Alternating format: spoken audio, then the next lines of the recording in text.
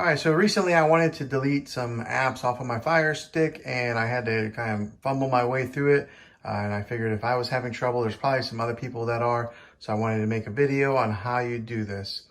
It's real simple to do once you figure it out.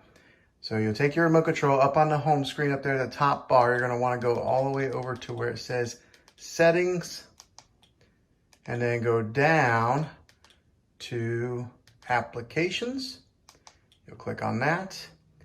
Okay, and then you're going to go down to where it says Manage Installed Applications. As you can see over here on this side here, I don't have a whole lot of room left on this Firestick, so I wanted to free up some room.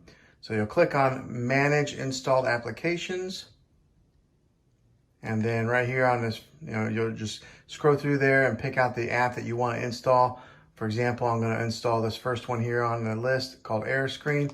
Click on it and then go down to Uninstall. It'll ask you to confirm. Just click on Uninstall and it gets rid of that app. So that is how you delete apps off of your Firestick. If this video was helpful, go ahead and click a thumbs up on it. Go ahead and subscribe to my channel. I make tech videos all the time and I'd love to have you back in the next one. Take care.